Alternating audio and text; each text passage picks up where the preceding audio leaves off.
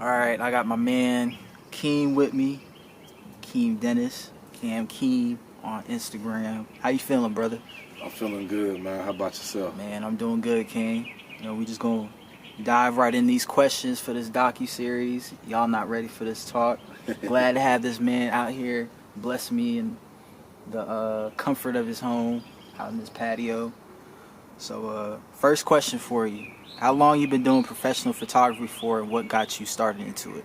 Before it got me started, and how long I've been doing it, and what got me started into it? Yes, sir.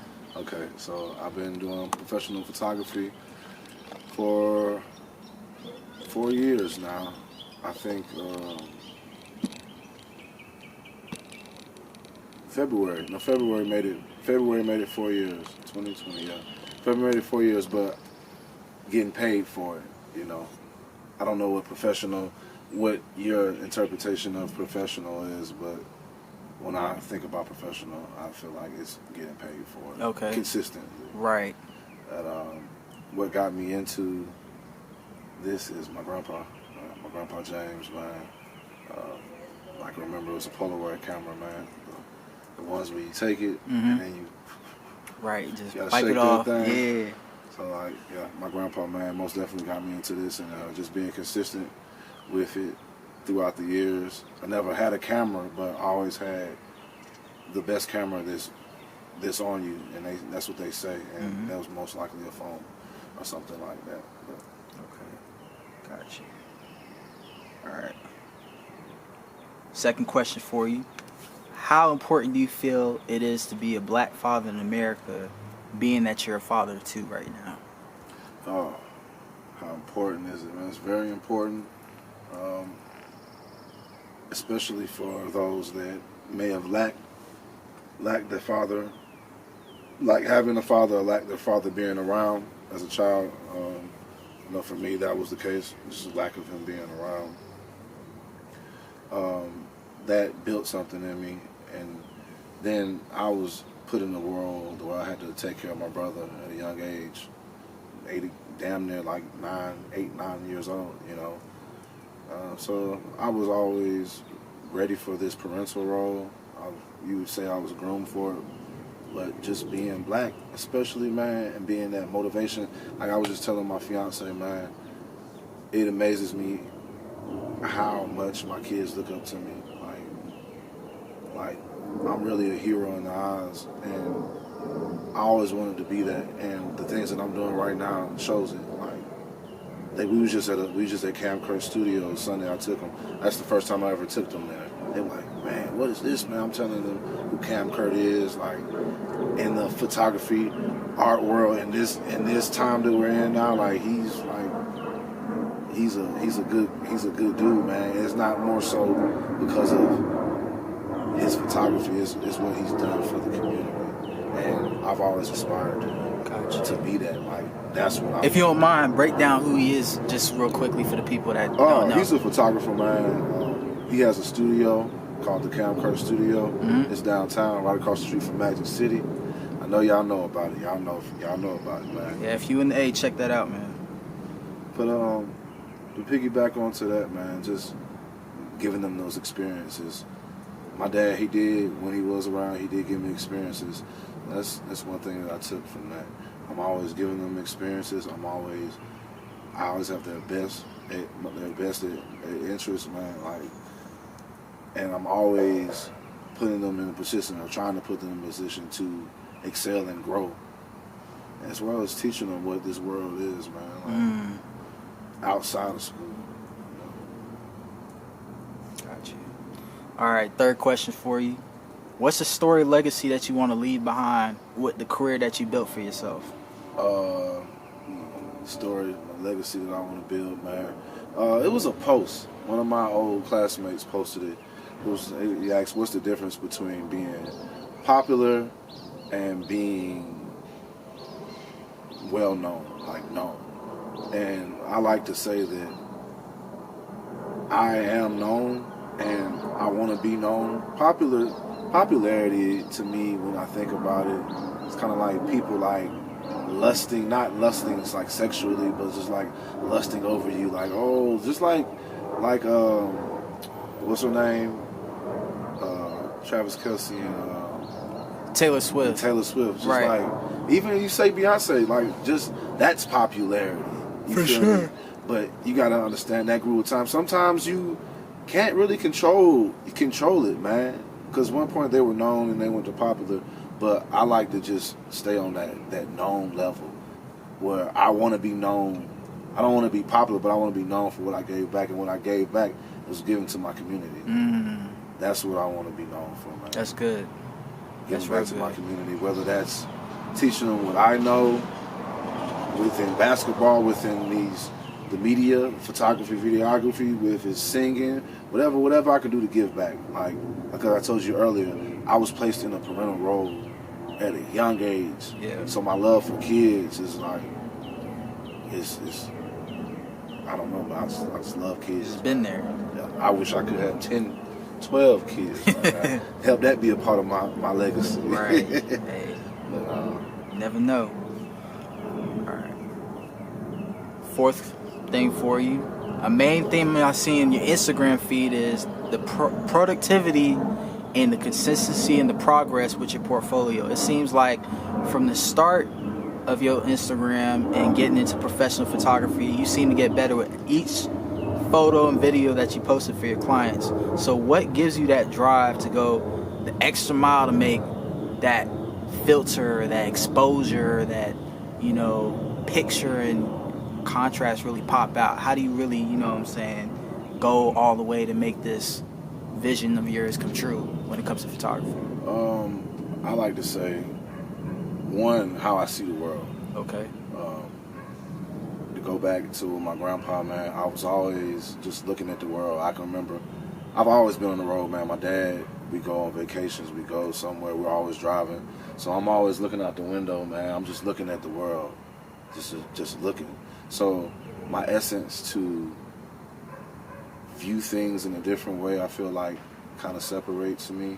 And as much as I'm a teacher, I'm a student. So I'm always learning. I'm always wanting to learn, you know. And I think that's what keeps me hungry.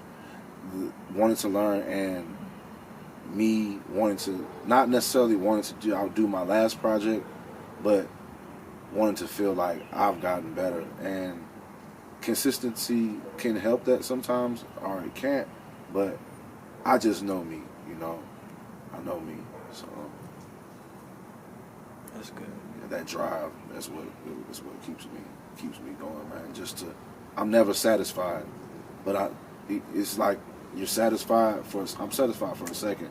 As quick as I put that post up, and it gets whatever it's likes, all right, it's on to the next thing. So it's like that perfectionism, imposter syndrome, ego hit. Like you just gotta do better for the next one and just go all the way. I like that.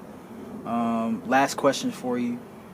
How did you and your fiance meet, and how has she inspired you in your career? Oh man, we met through friends. We met through close friends that we had. You know, I always wanted that to happen. It's growing up, because you see it on TV, you see it on movies. Oh, they got together. Their best friends got them together, and they fell in love, and they were happy forever. Right.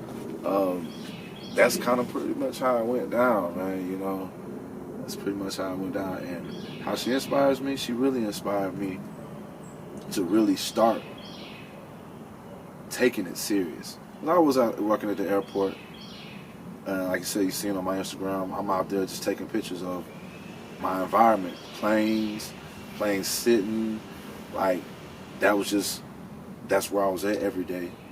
So that's what I did, man. And she made me a book of all those photos, and it really, I wish it's in the house. So I wish I had it on me right now. Yeah, we're gonna show it later, but go ahead. It's touching, man. She made me that book, man, and I haven't looked back since. We just looked on the Facebook memory when I sold my first print. I had it framed and everything. We saw that, man. The dude that I sold it to, his smile was bigger than mine. Like, I'm just like, man, I just hope that piece of work is still hanging up or wherever in that house, like it's being used. You feel me? Like, yeah, but she most definitely inspires me to keep going when I'm down. She's always helping me with new ideas. She's always thinking about what can we do next, you know. So I think that's really important, and what I'm doing. So. That's good. Any sidebar you want to mention? Anything you want to like shout out?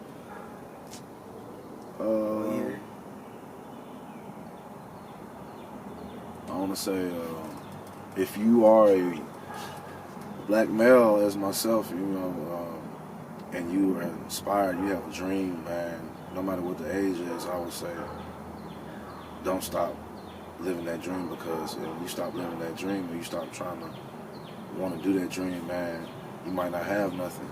And, you know, loneliness and depression is one of the biggest things that is a killer. And, like, you need something, man. You need something.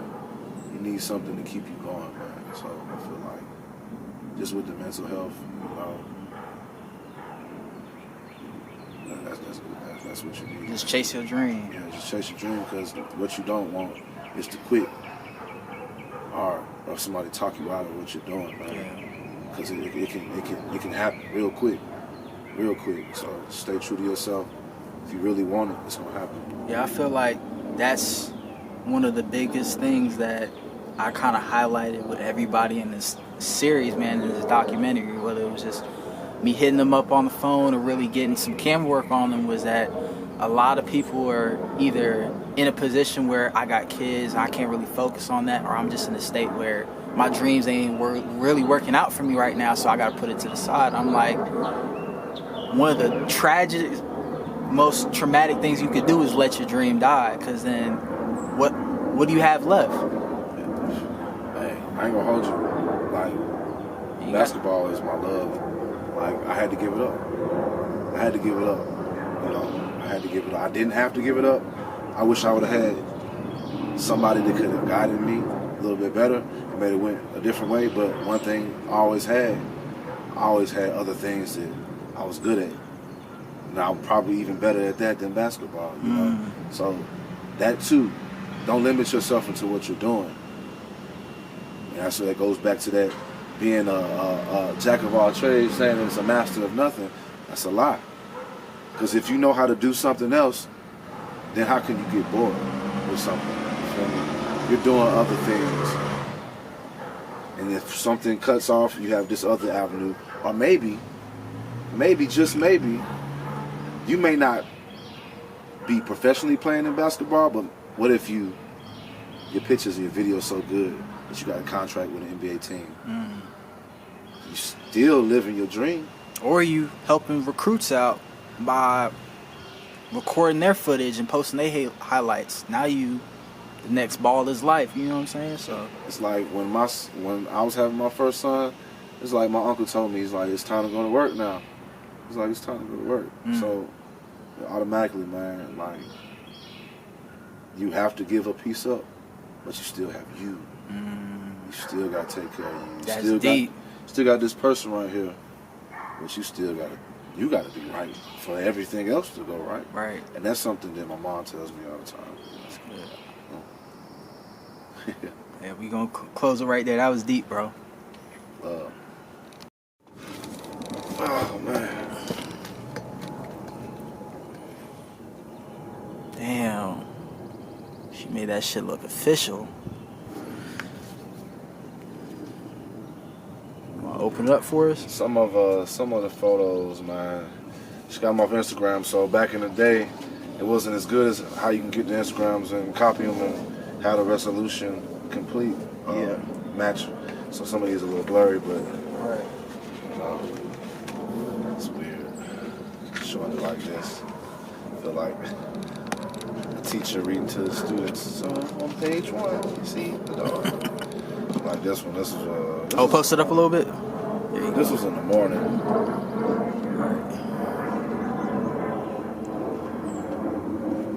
Show you another one.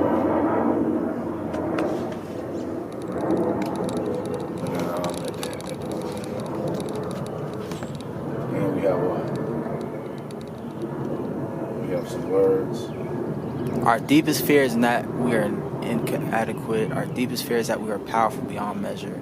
It is our light, not our darkness, that most frightens us. We ask ourselves, who am I to be brilliant, handsome, talented, and strong? Actually, who are you not to be? You are a child of the universe. Your playing small does not deserve the world. There's nothing enlightened about shrinking so that other people won't feel insecure around you. We are all meant to shine as children do. We are born to manifest the glory of the universe that is within us. It's not just in some of us, it's in everyone. And as we let our own light shine, subconsciously we're unconsciously, give other people permission to do the same. As we're liberated from our fear, our presence automatically liberates others. Yo, she dope for finding that quote too. What's her profession, if I don't mind asking? She, man. All right, her talents. Yeah. She's really a genius, man, for real. And she's a dope writer. Okay. She's a dope writer, dope storyteller, brilliant mind. Yo, me and her have to collab then if I'm, me and her doing writing. So. For real. I be trying to get her, man, to do her thing. Has she published any works, like any poems, any stories? She's done poetry. Okay. She's done it a couple times. She's an HR though. She's an HR administrator. Got you. Word. She's been in that world for a long time. So for y'all to both mingle with this arts is crazy. Yeah. I feel like we won, man. We won. We help each other out where each other is lacking, man.